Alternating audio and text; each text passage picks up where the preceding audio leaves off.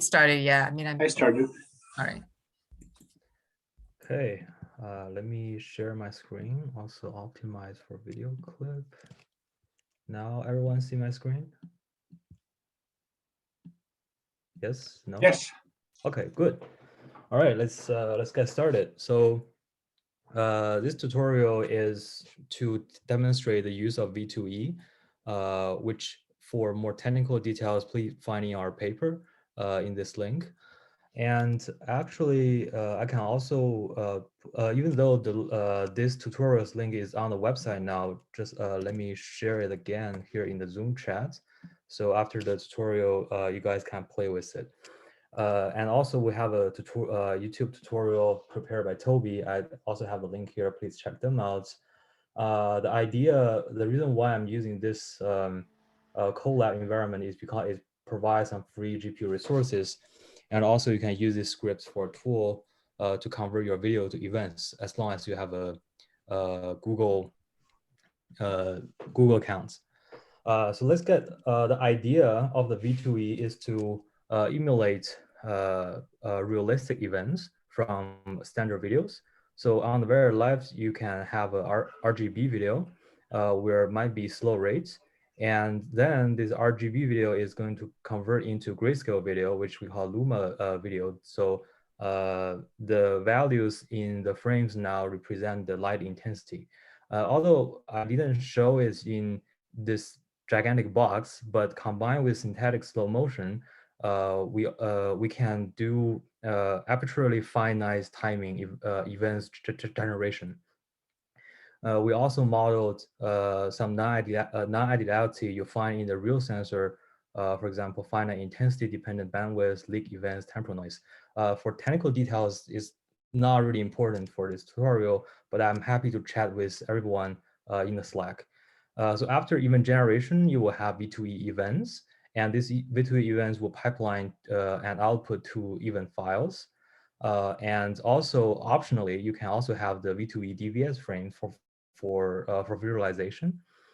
So now let's get started. So first, when you run this this IPython notebook, you want to check if you have the GPU properly. So now it's locating my resource, and I have a Tesla T4 here. Very good. And then here is how you set up v2e. There are several dependents that was not available in the Colab environments, including this engineering notation, OpenCV, arc complete.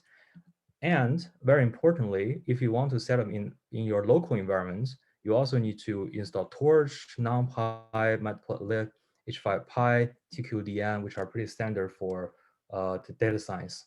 Let me run this as well. It takes a moment, but actually most of the dependencies are already pre-installed in this environment. So everything's cool. All right. This one is trying to clone the v2e project into this environment and install it. So you clone and you go to the v2e folder, you install it, and you specifically make a folder called the input. This is where we have a pre-trained super slow motion model, and you're gonna put that file here, and then come back from the folder. This is also what you want to do when you set up the v2e locally. All right. Now I have it, I can open my file explorer, and you can see the v2e right here with all the files. All right. This is a super cool trick I find out to download something from Google Drive without using Google Drive. So the actual checkpoint, which is this super slow-mo checkpoint, is hosted in this URL. And let me download it right now. It's actually pretty fast. It's already downloaded 166 megabytes per second. All right. So far, is there any questions? Are there any questions?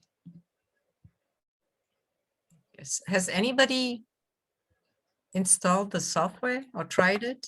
No, you don't have, oh, well, yeah, later they can set up themselves, but is there Okay. any implementation questions so far? Okay, I assume no. Yes, no. Okay, so for the purpose of this tutorial, I'm gonna use a sample video, which is also saved in my Google Drive. I just grab it now. But for your own purpose, you can either upload your file here with this one. So this will go straight away to this Explorer. But I more recommend if you have a Google Drive, you mount your Google Drive using this one. But I'm not going to do for this tutorial. There are several steps going on. This is download the video, and then this block of code is to select a video. So you go on the left, right click, copy path, and you put it here.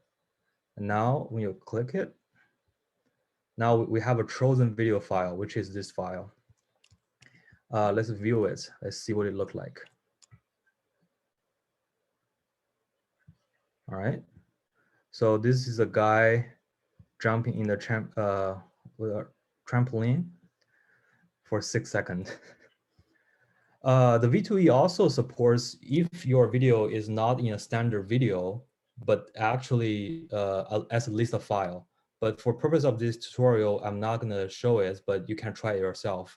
So basically, here what you can do is say you have a folder of frames and you compress them into the zip, and then you upload that zip, and this block of code will just unzip and remove the original file, and then set the video path to the folder you uploaded.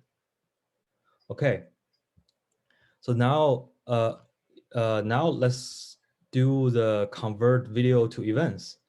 So there, when you go through this notebook, you will see this like a gigantic chunk of code. Don't read it. So it's all the purpose is to implement this interactive form. So I'm gonna go through line by line, and we'll ask you if you have any question. So first, you need to identify output folder. Here I'm using the content v2e output. This is a folder. And then you can choose if you want to overwrite. This override flag means if I do the experiment repeatedly, will I rewrite to the same folder? So for this tutorial, I'm going to say yes. And if you want to actually keep every individual experiments, you can uncheck this and check this unique output folder. So every run of the v2e will actually output the files in different folders. So I'm going to recheck my rewrite again and uncheck this. So, and then the output file name. The output file name right now, I'm outputting this into HDR5, but you can also choose to output in the AE.dat file or in text. I'm calling it events.h5. Now we have this so-called Davis output flag. The Davis output flag is trying to mimic the idea of recording a Davis camera kind of video instead of only saving the events. So if you have this flag on, it's also going to save the timestamp of the frame, the intensity frame, and also the frame itself.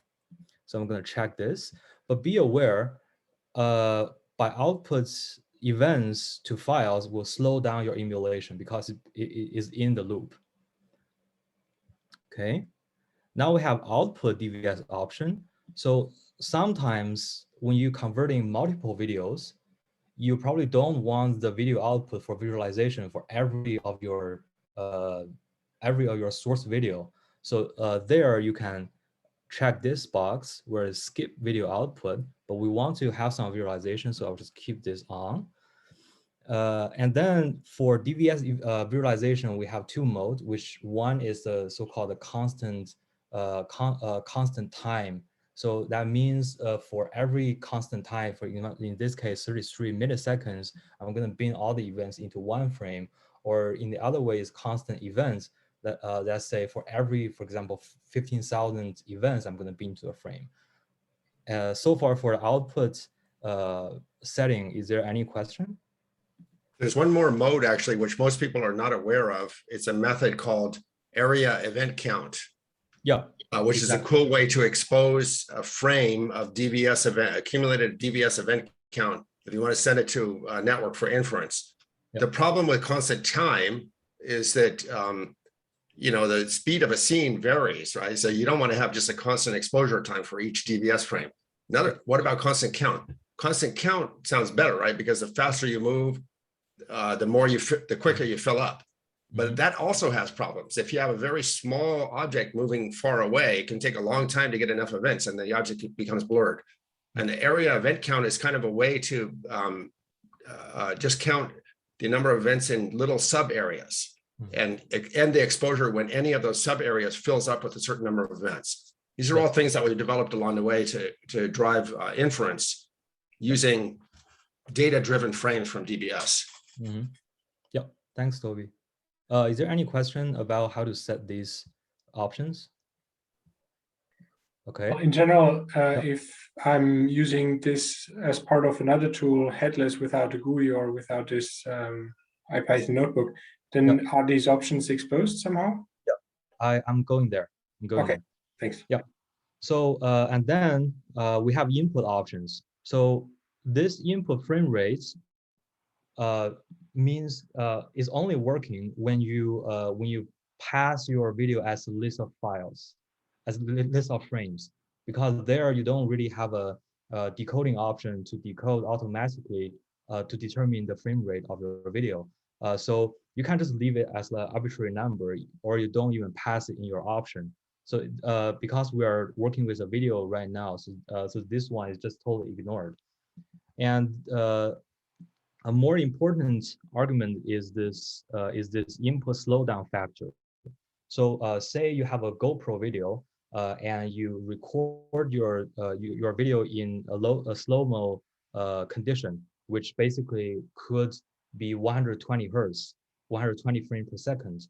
But because the output formats GoPro has, it only render the video and encode the video at the 30 frames per second. So that means there is a 4 times slowdown to the reality. So you want to, usually you leave this as 1 because your camera encode the video as the rate it is. But in some condition, for example, like a GoPro slow-mo video, you might want to tune this up, for example, like a 4 or 5 to match up your real frame rates. Is there any question there? Okay. And then here is the DVS time resolution option. So this is where it comes to the super slow motion. So say you have a video which is slow frame rates with like 30 frames per second. So that means your time resolution is like 33 milliseconds. You want to speed it up. You want to have more finer timing. So this timestamp resolution will let the super slow-mo to interpolate your video to this speed. For example, in this case, I'm setting this as 0.001. That means 1,000 frames per second. It will actually first interpolating your video into a 1,000 frame per second video and then render to events. Or in many cases, because the videos are redundant, you can also use this option, auto timestamp resolution. This is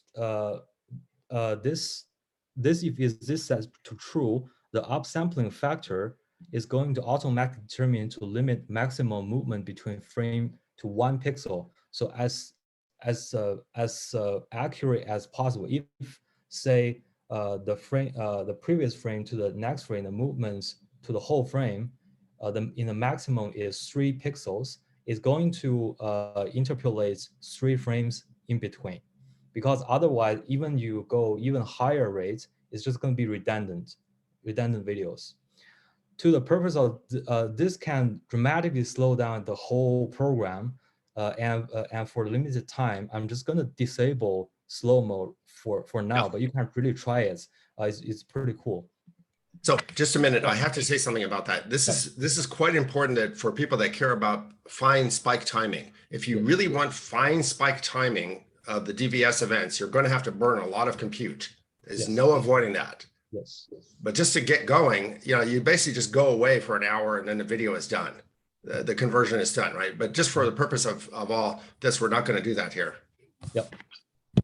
So I'm going to disable the slow-mo now. And also, for example, if you really have a really good high frequency video, you can just also disable the slow-mo.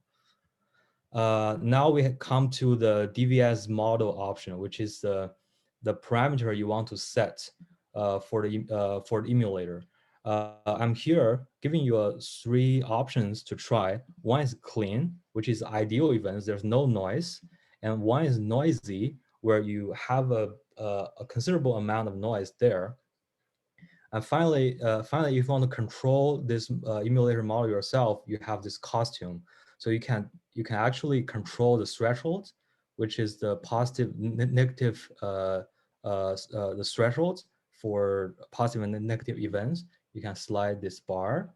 You can see from it is from 0.05 to 1. You can set it anywhere. And also the sigma, which is the 1 standard deviation threshold variation in the log E intensity change. Normally, what I do is I set to about like 15% of change, like 0.2, then is probably like 0.03, right? Yeah. And then there are 3 other parameters controlling the noise, which is the cutoff frequency, the leak rate hertz, and shut noise rates. You can find the details how to manipulate these these parameters to get different level of noise. And by the way, yeah. Yuhuang, this is incorrect, right? It's actually a first order filter. We have to fix that. I copied directly from the toolbox. I forgot to change it. It's a first order filter right now. For this tutorial, I'm just going to use noisy, and then I run it. It will give you this so-called the final v2e commands. The v2e.py itself is application. When you install, it can access globally in your machine. So you can actually take this whole string, paste in your command line, set the input and output correctly, and then it will work. So let's run this command to emulate something. Okay, it's going on. Once it starts, it's gonna paste a lot of logs. You see a bunch of warning. Don't have to worry here, but here is summarize all the options, like cutoff frequency, like exposure duration, negative threshold, leak rates, a bunch of those. And then it will come to a stages of RGB to Luma, because we skipped it, slow motion part we don't have there, but you can see is emulating the events 100%. Now we have done, also have a summary of this file. Now we refresh our Explorer, you see the v2e output, and there you will find your events.h5. And also the argument summary, also the frame timestamps, also the DVS video. Let's quickly go through this HDF5. It saves in the data set called events. You just say events. And then here I'm calculating like some basic quantities, like how large this file is 23 megabytes, and how many events, about 4 million events, 4.5 million events. The duration is 6.64 seconds, and event rate is 668K events per second. The app, we don't have the slow-mo, but when you have it, you can play it. We just play the DVS video, which is rendered by at 30 frames per second. Yes. Go on. Now we have it. So you can see the video we just had just now convert to a events recording. All right. You guys see all the noise in the background? All those leak and shot noise events? It's very noisy. It's like it was recorded at dusk. Yeah. With a very fast bias on the DVS. So it's making You know, the photoreceptor output is shaking around a lot. It's making tons of fake events. Yeah. Is there That's any realistic. Yeah. Is there any questions so far? Hello. Yeah. I sent a question Yeah. on the Slack. I can repeat it here. Yeah. Okay. So in the project 3 of the topic area, one of the objective is to integrate the v2e converter in the neural robotic platform. Yeah. So this platform basically samples a frame every 25 milliseconds. And we see in the tutorial that v2e is perfect to convert a video, but does it work online? Like with 2 frames every 25 milliseconds, or with T frames every. It depends on the size of your frame. I have already accelerated the speed for quite. Let me make it shorter. It's not designed as a pipe right now. A nice project is designed as a pipe. And if you make it simple enough and low enough resolution and low enough frame rate, it would run real time. But at the moment, it's designed for batch mode. Okay. But it's not important if it's in batch mode, because I think the neurorobotic platform waits until every script in the background are done, I think. But we've seen yesterday that we can code some scripts to convert RGB images.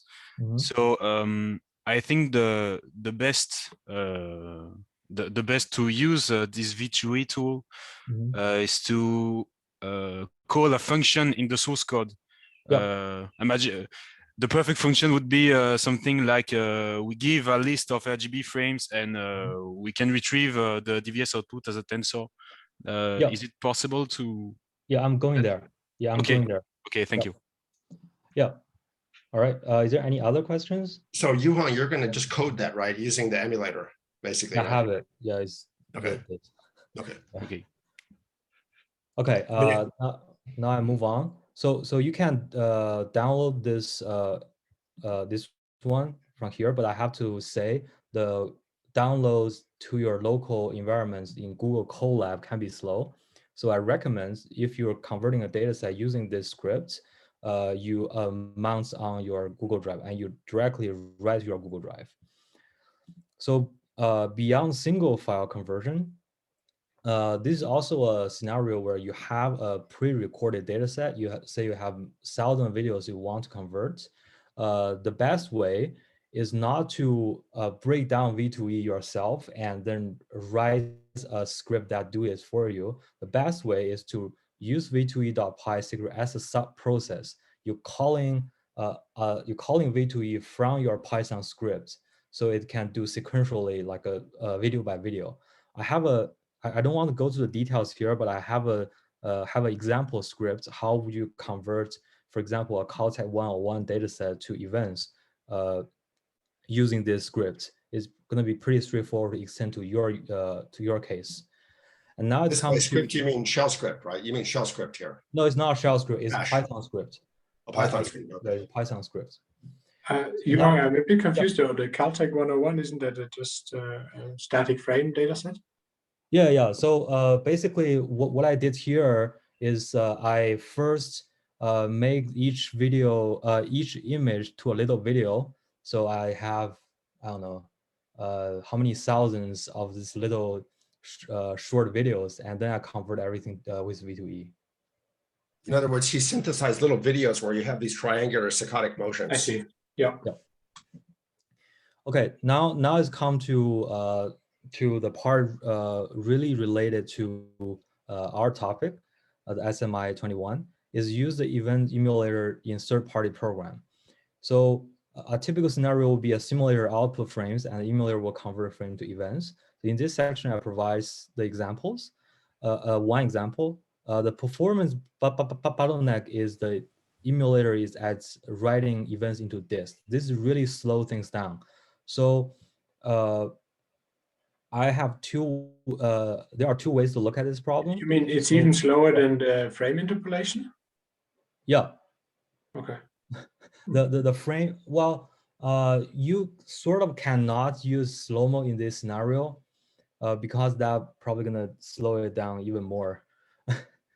So I'm just demonstrating like a pure emulator. There's no slow-mo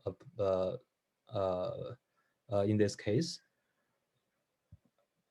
So now we have let's say we have an emulator which you can call from this v2e core is already pre-installed when you install v2e. Dot emulator import event emulator, and when you have the emulator, you need to specify all these parameters for your emulation, like positive threshold, negative threshold, sigma threshold, cutoff frequency, leak rates, shot noise rates, and importantly, the device. It is shown is running faster on GPU than CPU, but not as fast as so dramatically like 30 or 40 times faster. The only bottleneck the CPU suffers is because in the beginning, it's going to roll out many random numbers, and CPU is suck at that. We define emulator, and now here, let me break it down line by line for this part of the code. First, you import torch, the PyTorch, and you set the gradient enabled to false. That means you're running everything in fully evaluation mode without calculating any gradients that could cause some memory problem as I see it. And then here we just use our little tutorial video as an example. Now I create a video capture which read this video, and this line will capture the FPS, the frame rate of this video, and then here is the number of frame rates, which is got by the frame count. So then I can calculate some basic statistics of this video. First is duration, like how long it is, and then the delta t between two frames, what is the resolution? And then I set the current time as 0. There are some printing, the statistics. And now let's emulate only the first 10 frame. First, I read a frame. And once I find, I truly read this frame, I convert it to the Luma frame. And then you call this, just call this function, emulator generate events. There are two arguments. One is your frame. One is the timestamp of that frame, which is captured by this current time. After you emulate it, you updated the current time by the delta t. So the output events is a NumPy array and has the data type of np dot integer 32. And the shape is n by 4, and each row is one event in the format of t, x, y, and p. The unit of timestamp here is microseconds. In contrast to the time you actually pass it in, which is seconds, and it's a floating number. So be careful about that. Sometimes you can make some mistake. Here I just print some event status. If there is any events, I'm gonna summarize how many number of events generated and the event time, like the start and end, and event rates. Let's just run this. Okay, you can see it's really hanging at the very beginning when you emulate the frame 0. That is because the first frame will also initialize many parameters and random numbers inside the emulator. So after that is always fast, but the initializing this emulator, it could take some time.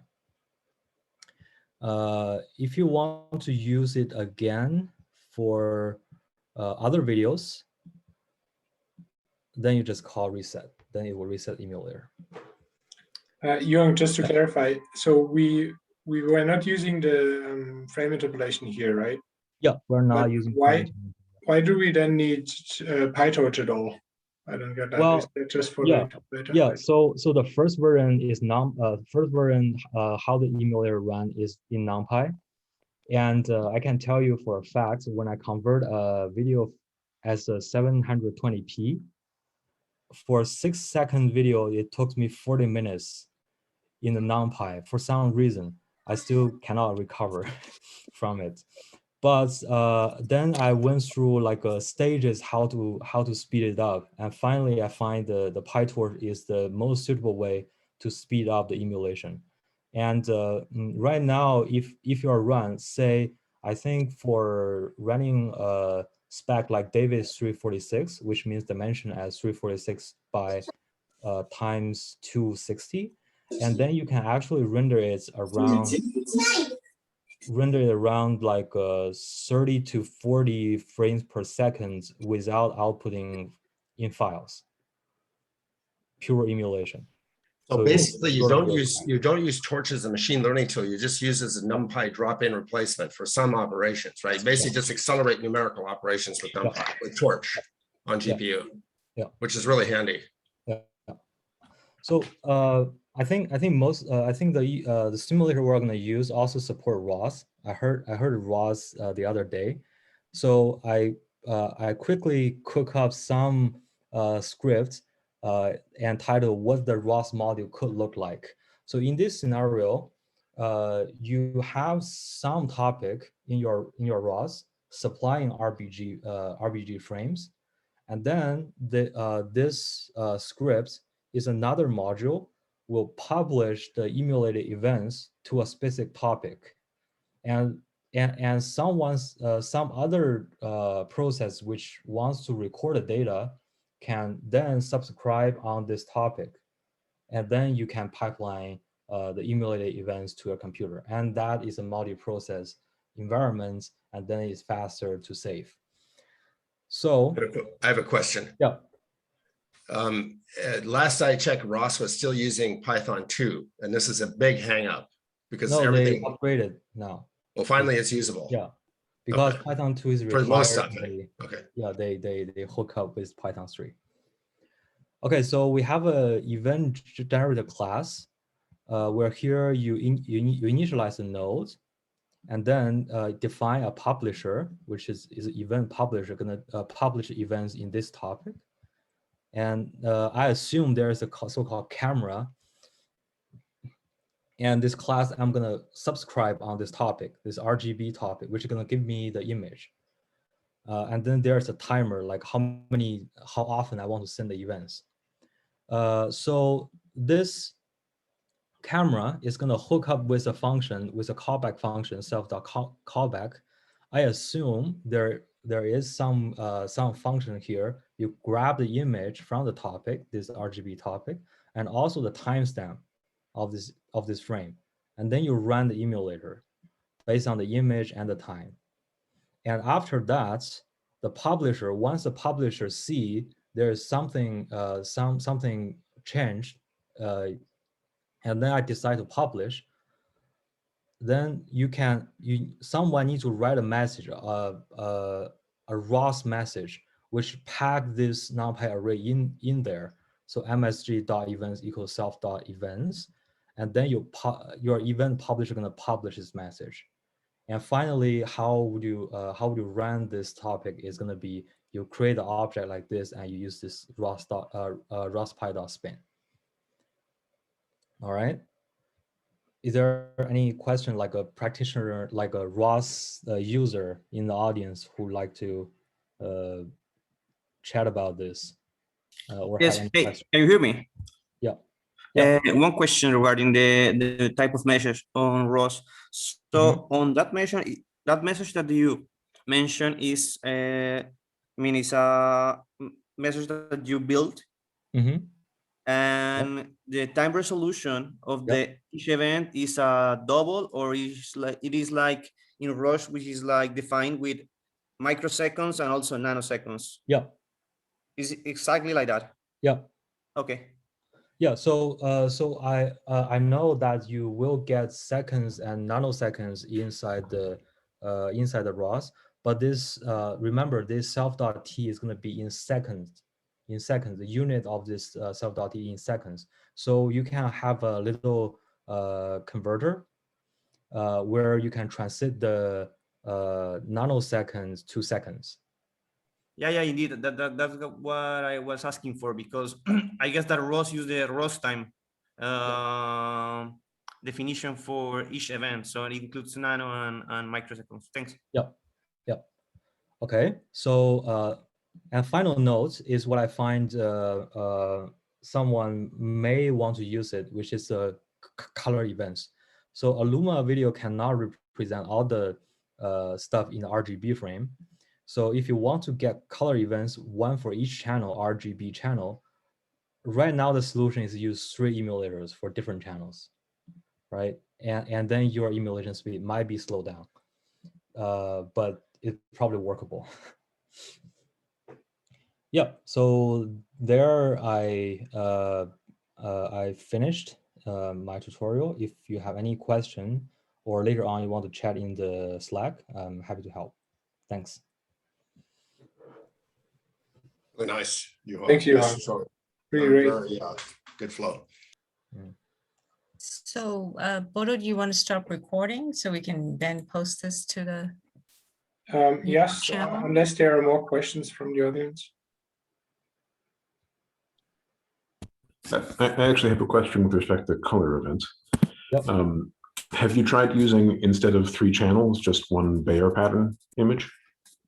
No, sorry. Thank you. Yep. You're welcome to try it, right, Michael? You're welcome to try. You're welcome to try it. It should be really quite straightforward. Yes, I think so. Thanks. But maybe one last note is we're also continuing building more features into v2e. And one of the recent features is more realistic leak events and also refractory periods. It's reside in this new leak events model branch. So if you want to go risky in your projects, go check out this branch. And then you will have. If you even know what leak events are. If you don't worry about it, right? Yeah. Yeah, no, it's just more realistic noise modeling, right? Because it's a very, very topical subject right now to understand what's going on with the noise and filter it out and stuff like that. Yeah, it's not so close to SMI though.